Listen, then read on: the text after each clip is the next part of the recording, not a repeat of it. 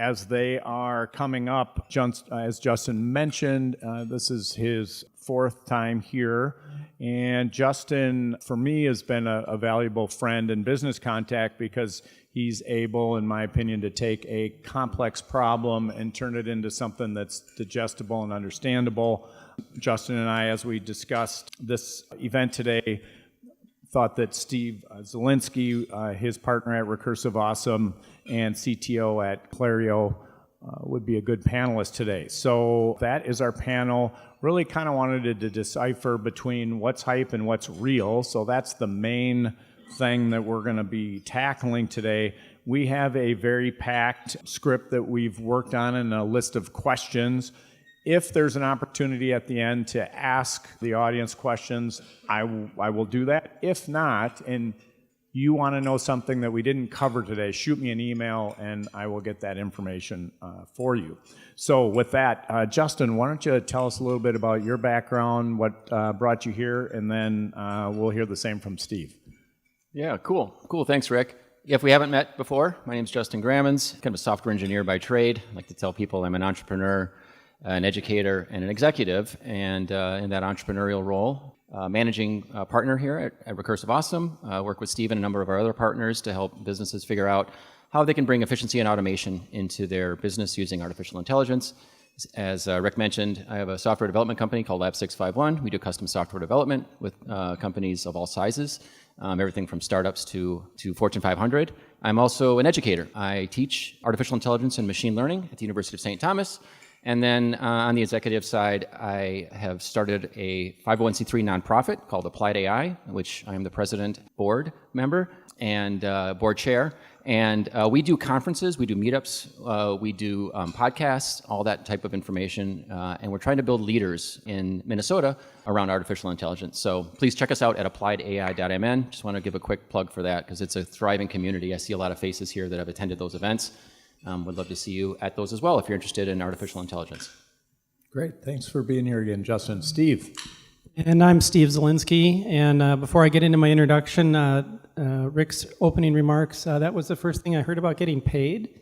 So, Justin, you don't have to talk afterwards? Yes. So by training, I'm an electrical engineer. I've been doing systems and software work for many, many years. Started out my career doing avionics for the Navy. About the last 16 years, I've been doing medical device development. So the big names you would have heard of are Medtronic and Boston Scientific. And now CTO and co-founder at Clario, as well as a partner with Justin and Recursive Awesome. So doing a lot of consulting and implementations at everything from medical device to insurance companies. Great. Well, thanks for being here, Steve. So let's start with the title today, AI in Business, Hype or Real Value. There's so much hype, we could spend an hour just talking about the hype. But from there, what all do you think is real and what's overblown, whether we're talking about replacing jobs or changing industries or whatever? So what's real and what's overblown? So what is real? Not only is it real, but you can't afford to just stand on the sidelines and wait to see what happens. It's moving far too fast. What's not real is replacement of people. So when we're doing consulting engagements, I often talk about Jevons paradox. So Jevon was a guy watching steam engine development back in England. Steam engines are becoming more efficient. They were using less coal. What's the result? What do you think the overall coal usage would do then? Right, intuitively, right? You'd say, oh, well, England will use less coal. Wrong, right? You needed more of it. And this is particularly true about people predicting the end of engineering, right? You need more engineers, not fewer. So that's definitely part of the hype cycle. And I think rather than replacing jobs, we're still in a phase where it's going to be augmenting people. Yeah, I think you hit the nail on the head there with regards to the augmentation, right? I think you're seeing every job be transformed, and people are unclear as to exactly where this is going to land, but it is always working better when the human is still in the loop, right? And Steve and I go out and we basically talk to organizations around what are the things that you don't want to do, right? I still kind of view this as a glass half full thing, where it's like there are a number of things, a number of tasks that humans are doing day to day that are actually perfect for AI.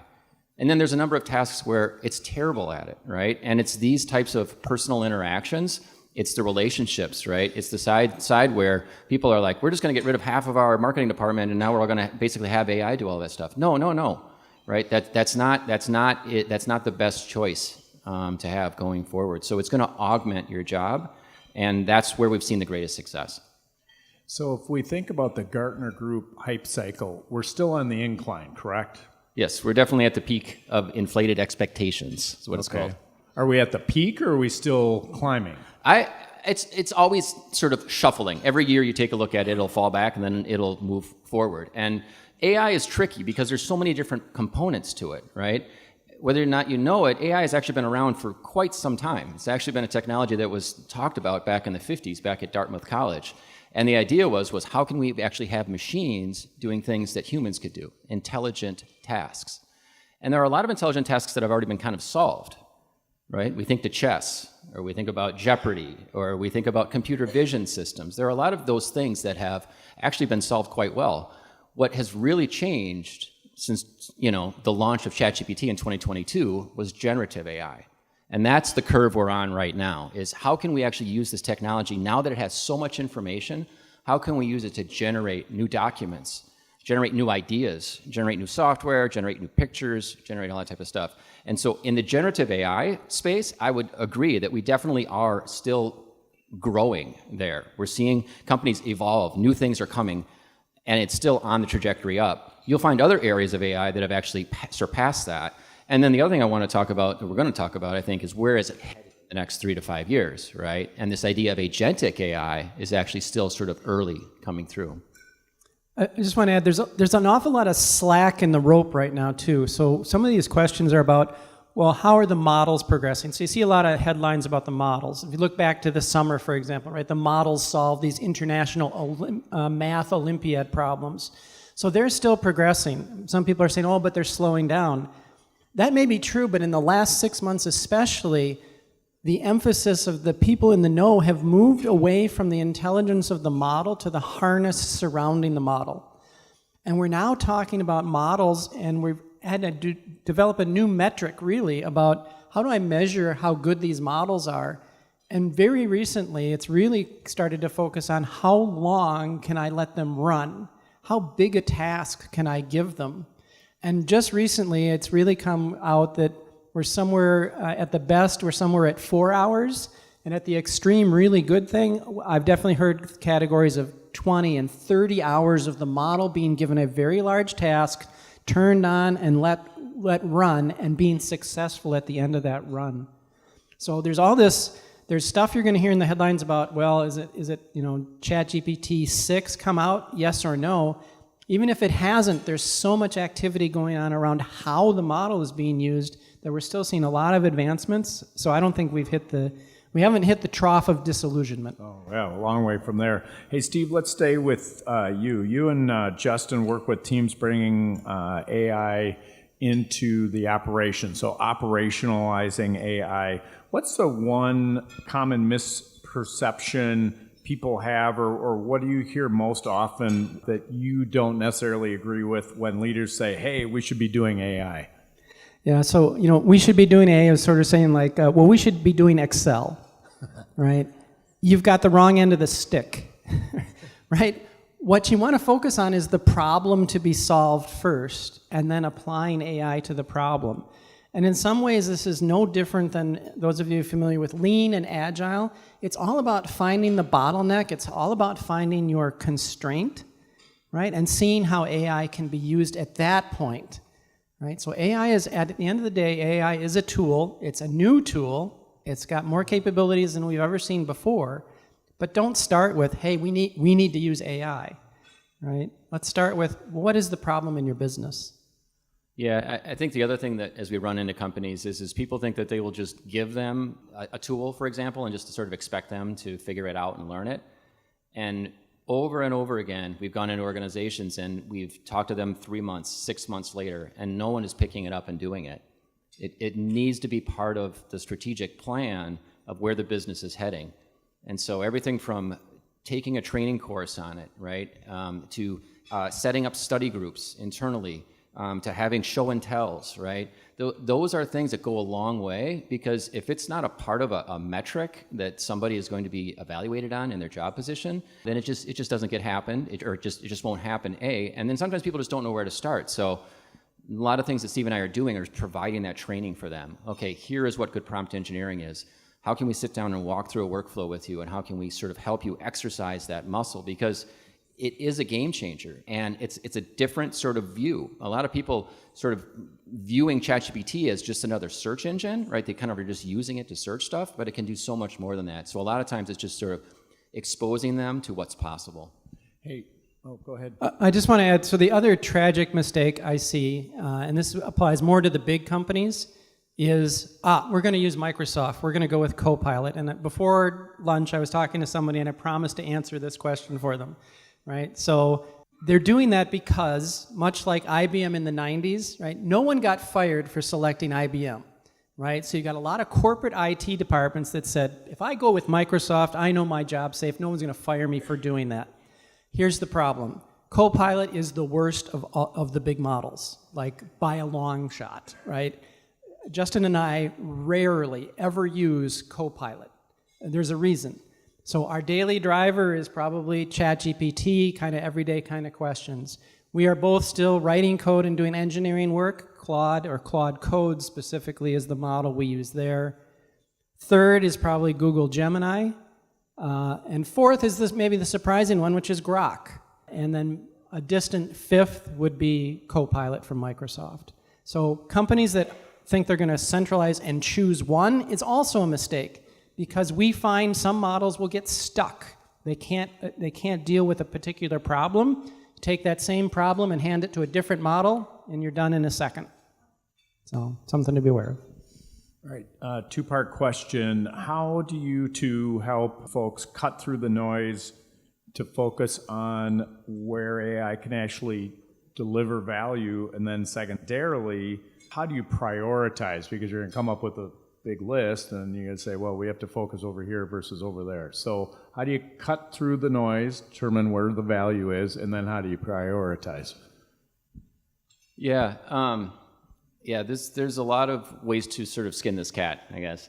One of the things that I think maybe a theme that Steve and I are sort of getting at is first of all, focus on the business problem. You know, you definitely want to understand what the issue is, and it's kind of work companies through sort of this three-phased approach. What is the problem, right? So how can we sit down and discover where people are spending a lot of time?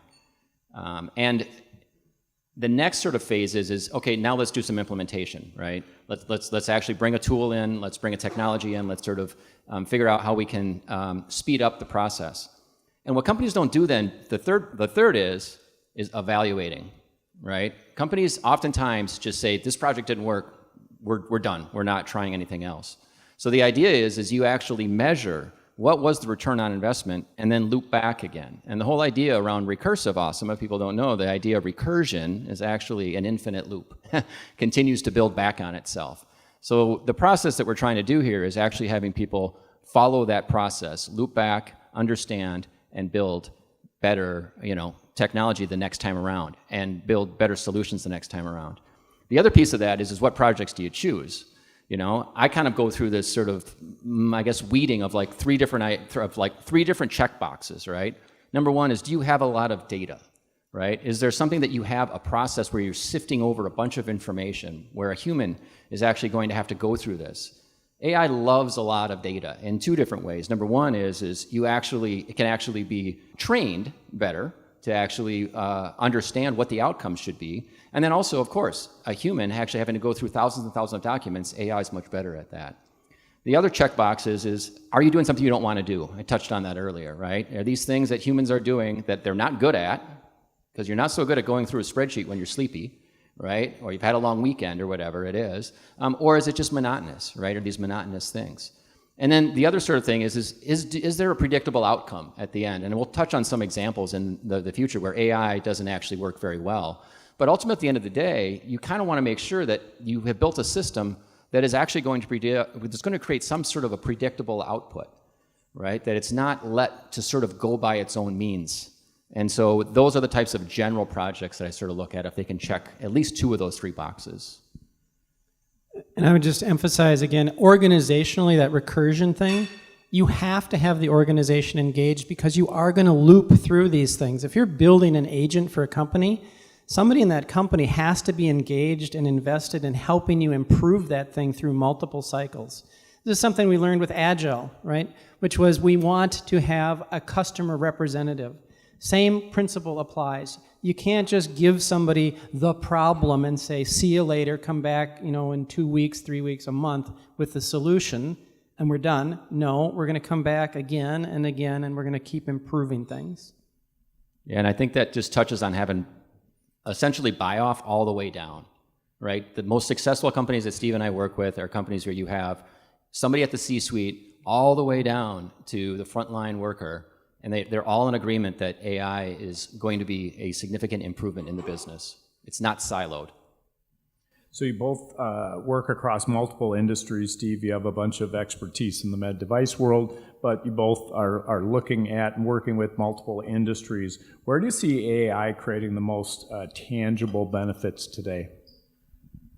So in med device especially, it's really focused on helping the engineering team do their work, right? Generative AI is sort of a mismatch in the medical device space because generative AI, as you all know, it's still a probability engine, right? And you can't expect to get the same answer next week that you got today, right? But if you have a way to test the output and know what you've done is the right thing and that it's gotten done, it fits very, very well with engineering. And we're certainly seeing people apply it, not just to software, but to ASIC development, to mechanical hardware, and to electrical hardware.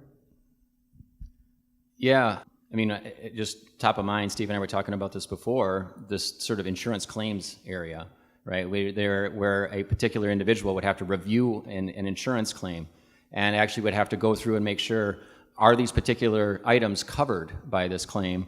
Are they covered in that jurisdiction where this claim was filed, right? And this is a very human process, a very monotonous process where they actually need to compare all these documents. And Steve and I have gone to a couple different insurance companies and showed them just how powerful this can be. This is something that would take potentially days that now can be solved within minutes, actually using generative AI. So it's these types of tasks where, again, like I said, a human should be focusing on leveling up and actually working more with the relationship with their potential customers. And then sort of leave a lot of that work. And then again, just review it, right? At the end of the day, they still need to come through and make sure, double check it. But that is something where, human capital is being far much like it's misaligned today. So I do have a question for the group. How many of you have run a deep research? Have used ChatGPT and said, I'm done a deep research task? Okay. All right. All of you have an assignment. This afternoon, you're going to go back to your office, and you're going to click, and you're going to go to a thing on the plus sign, and it's going to say deep research, and you're going to give it a task to go do some research. Could be a marketing opportunity, could be a product idea. I really don't care. But when you get done, you're going to have a gasp, right? It's going to have gone away for 10, maybe 15 minutes, depending on the problem you gave it. And it's going to have gone and consulted many, many websites and summarized that and given you this great report. A task that when you look at what it did, you are easily going to see it would have taken you half a day to accomplish that task. I like it. So, key question, we touched on it a little earlier. A lot of companies start with a bunch of promise and little on the execution side.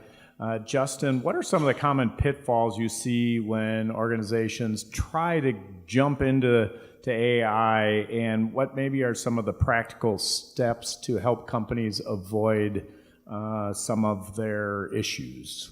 Well, again, I think one of the main things is to sort of start small. Start with what you can influence today. Look at things that you're doing and I kind of view generative AI sort of being used in sort of 3 different buckets. Number one, Steve mentioned about the research, right? If you haven't done and used it for deep research, fabulous area for it to be used. Number 2 is as a strategic advisor, right? These are a number of things that I use it for in my business where I'm thinking about entering this market. I'm thinking about putting together a plan for this. I'm thinking about what do you think? What should I focus on in 2026? I literally use it as a co-founder or a co-partner of mine. And a lot of ideas, like I like to tell people, it might generate 5 or 6 ideas. You're like, of course, why not? But it's that 7th or 8th one, you're like, huh, interesting. Okay, let's explore that a little bit more.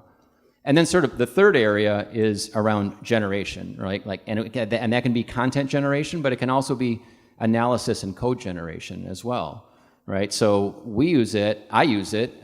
Today, for example, I was sharing with Rick, I went back and actually had it pull a list of, the 300 clients I've worked with over the past 10 years, right? And then I actually sent it off on a mission. I said, go out and find the estimated annual revenue for all of these companies, right? That would have taken me a long time. Back to what Steve was saying. That would take me a long time to actually fill out this spreadsheet with hundreds of rows of actually doing this research on each one of these, right?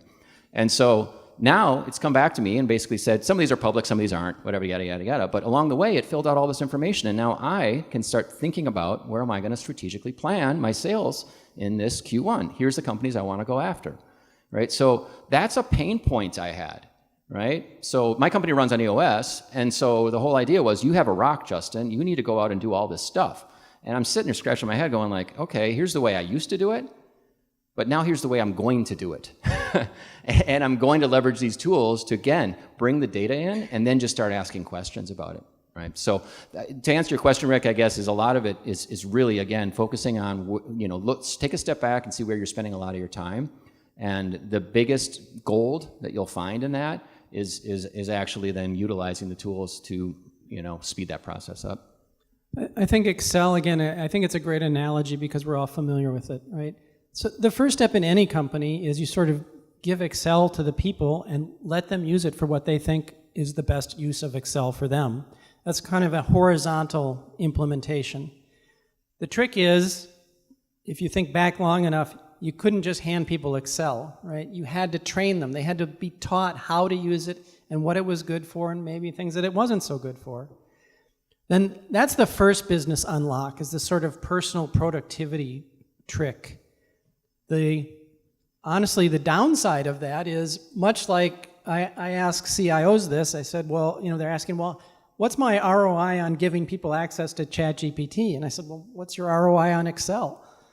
Right? Well, when's the last time you did a study of that, right? Everybody's got Office 365 licenses, but you recognize that it's the cost of doing business. So you need to give that to people and you need to train them how to use it.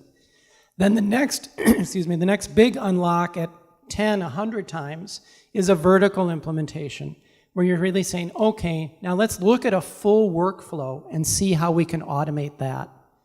And truthfully today, that is still more an engineering task. That's not something I would just expect an average person to go off and be able to do. You do need some kind of software engineering help to probably get that done, but that's where businesses can really get a huge ROI. Speaking of ROI, any other suggestions for business leaders in the room as they're trying to balance this, hey, is our ROI versus we need to figure some stuff out? Well, yeah, I mean, I think your time is worth money, right? And so, one of the examples that I have shared as well, too, is like potential sales calls with prospects, right? So I would sit down and meet with a potential customer, and I'd have to listen to all of their needs and desires and all that type of stuff, and I would actually write everything down, the old way, and then I have to put together a proposal back to them. And I timed myself. I literally timed myself how long I sort of did it the old way. And now the newish way, right, maybe all of us have that, is basically having a transcriber, right, that's in the meeting, right? Transcribes all of this stuff, right? So now I can take a look at that and, okay, it didn't miss anything, great, everything like that. But now I'm still creating the statement of work or the proposal back to them, right? So that's sort of this middle ground. And then I time that. And now I'm actually moving it to the next level. I'm actually giving it a template of what I want it to look like for this. I'm giving it all of the transcript, that everything that's there, of what we talked about, answering some questions about it, and now it kicks out a Word document to me. And now I have that. So I've gone from something that literally would take me hours that I didn't want to do, down to minutes that is actually quite impressive, right? Not perfect. I still have to go back and tweak it. But at the end of the day, I encourage people just to actually step back and measure the time of what it would have taken for this. We have other examples too, as well, worked with clients where they have been sort of stuck in software planning. They haven't really released any software for a period of time, and brought our team in. And within weeks, we were releasing software, sending stuff out, and the leadership was like, "What the hell just happened here?" Well, why did we move the needle so fast? Well, because we were actually using AI to help us build the software along. Now, of course, you have to know what you're doing, but again, upskilling the team. And they went for things that they wouldn't release software for quarters or half a year to releasing stuff every couple of weeks now. So believe me, it's out there. You just need to be sure that you measure it and then show it. And at the end of the day, that easily suffices for the cost of like, why should I pay for this for my engineers? Well, look at this. Yes, you got to pay a couple $100, whatever it is, but man, you have just sped up their time 10x, 100x. It's been amazing. If you want to go to another dimension, everybody sort of reaches for efficiency inappropriately first, but new ideas and different ideas are also there. So now people can explore whole different alternatives that were impossible to look at before. So we had one engineer at Boston Scientific that told us he was working on the mating of two items, and basically he was thinking, okay, there's an adhesive, and I need to do a pull test. Right? And his whole attitude was, I got to figure out how to do this pull test. So he starts chatting with ChatGPT, how do I do this pull test thing? And ChatGPT comes back and says, well, you could do that, but maybe you really should be thinking about a shear test instead. And he's like, oh my goodness, it's right. Right? And he wouldn't have thought of that. And so that sent a whole different dimension opened up to him about how to work on this product and conduct testing for the product. So asking it practically, like, give me 5 alternatives is a big unlock as well. So, as I mentioned earlier, you both do a lot of work with a variety of industries. Justin, we talked about a project you had in the insurance industry.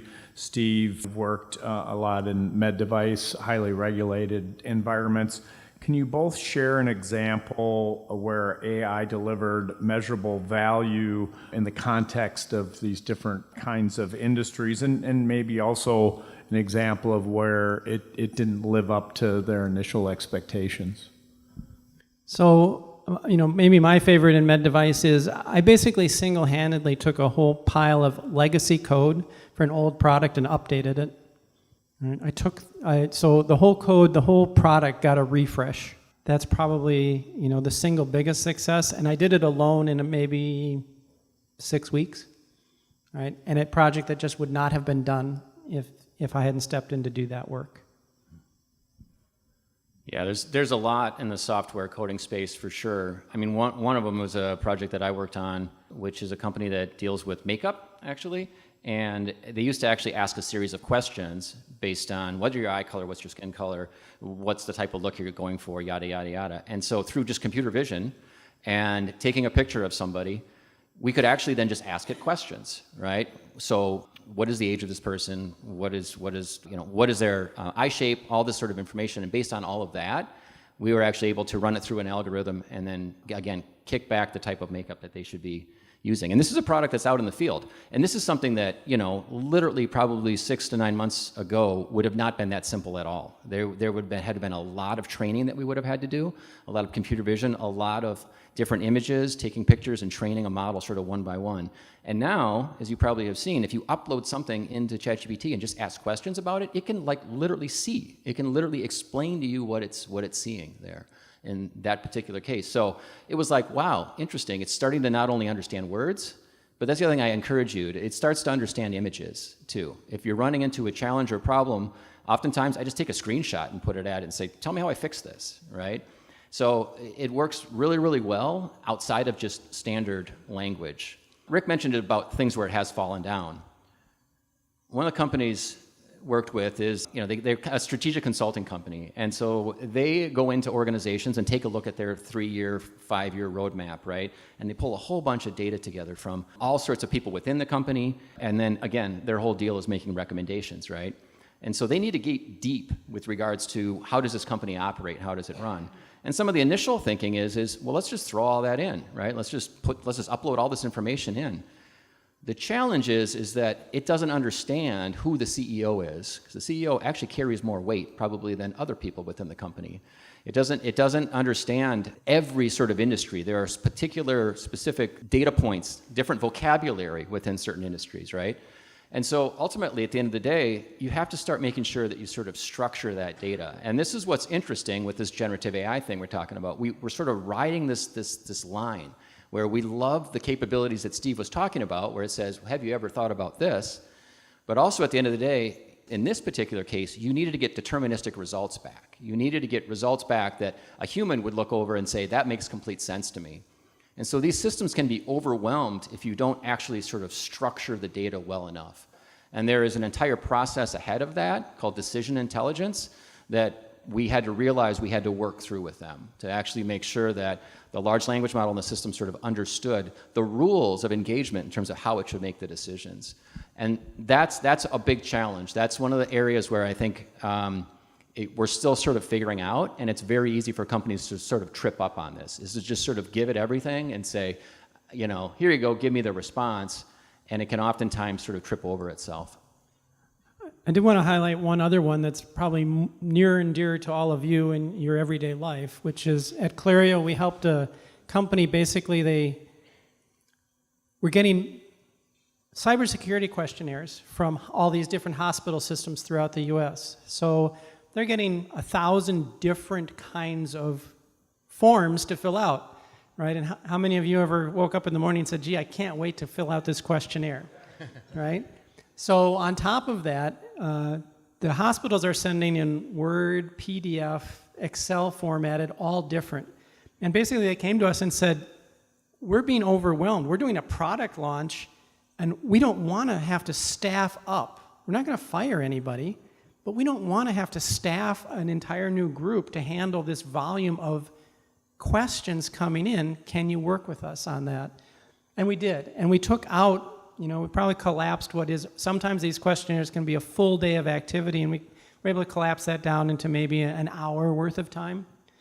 Always under human review though, right? So not only is it complex, but somebody has to check that work at the end of the day because that's their commitment to their customer as well. But a huge, huge time savings, the sort of thing all of you being in business, forms that you have to fill out, right? A great opportunity. All right, I have a lot of stuff yet to cover. So I'm going to fast forward a little bit and invoke the lightning round rule a little early.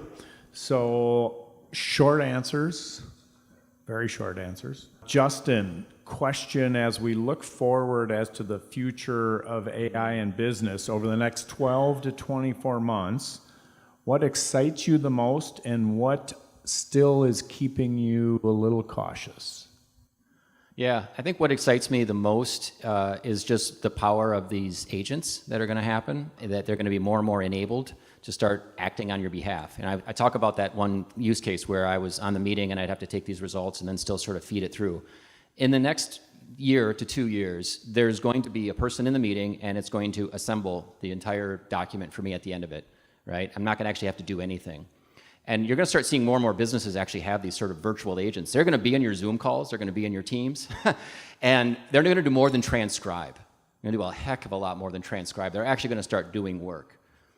That's what is very, very exciting to me as a business owner, as just a technologist, to sort of have us offload a lot of that. What worries me is the idea of data security, data privacy, ethical decisions. A lot of that stuff is not being really fully discussed and figured out. A lot of companies are moving just so fast right now that I think there's still a lot of questions around that in terms of like what's going to eventually happen to all of this data.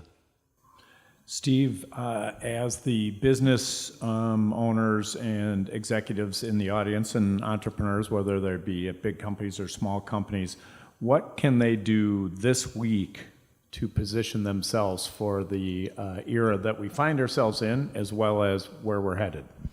So all of you that haven't done it, I've given you homework number 1, right, which you're going to go home this afternoon and you're going to do a deep research, right? That's going to give you a clue to what these systems are capable of. The next challenge I have for you is I want you to go and I want you in ChatGPT Over on the right, you're going to see a little microphone, and you're also going to see a little waveform kind of thingy, a little icon. I want you to talk to ChatGPT. And if you don't have it, my third challenge is I want you to download the ChatGPT app on your phone and do it while you're sitting here, right, after we conclude. And when you're driving back to the office or walking back to the office, I want you to have a conversation with the app and just experience that. That's the best things you can do. All right. And then for both of you, for the people out here, as they're trying to figure out what to do for their business, try to figure out where might I apply this, what's the simplest starting point for them, or the questions they should be asking themselves to point them towards where they should start? My answer is, Justin alluded to it earlier, or said it directly, what's the thing you wake up in the morning and think, oh, I don't want to do that? That's the place to start. Yeah. I guess I'd second that. And again, I think it's just exploring it, just trying out the tools.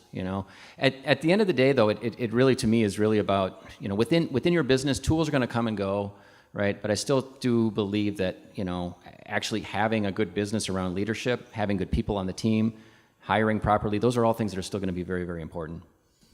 Speaking of tools, how about a couple of key resources people could focus on? Books, podcasts, videos. First person, if you're not subscribed to them or following them on LinkedIn, Ethan Mollack, Mollack, I think. That's your first task. I think so, yeah. Follow Ethan Mollack. I'll say it again, Applied AI. If you haven't been to any of our Applied AI, go to appliedai.mn. There's all sorts of tools and like resources there is what I should say. There's also an interesting book by Mustafa Suleyman. He is the CEO at Microsoft AI. He wrote a book called The Coming Wave, which is really, really good as well. Justin, when's the next event for Applied AI? It's actually tonight. There's an event tonight. So so we meet on the first Thursday of the month. Tonight is AI in construction, but we cover all sorts of industries. So, all right. What's one thing that successful companies do when the first project or the first initiative doesn't work, or doesn't work as planned? Nothing different with AI than any other tool, which is kind of have to do a post-mortem. Why didn't it work?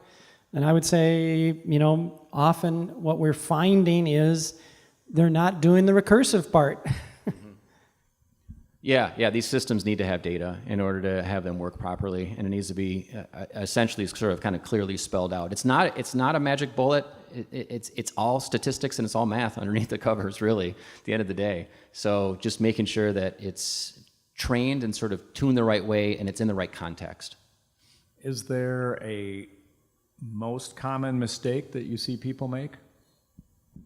I would say thinking that they're going to do one training session and that's it.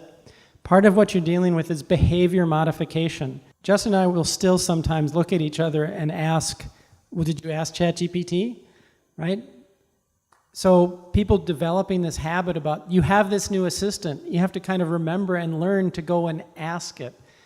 Unlike a real human assistant, it never comes to your office and it never actually bugs you, right? It never drops by. So changing behavior is an important thing.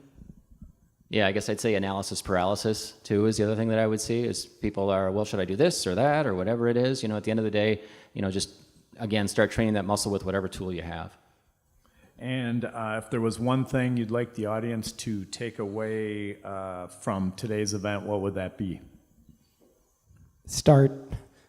Use it. Start modifying your own behavior. Yeah, I would say that as well. And I probably back to what I just said is don't worry about the tool, right? If you're a Google user, go to gemini.google.com. You can already use it today. All right. Thank you so much. All right. Thank you.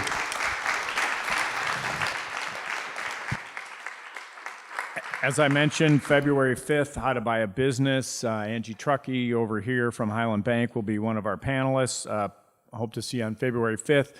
If there was something we didn't get to today, please reach out to me and I will gather that information up for you. Thanks and hope to see you in February.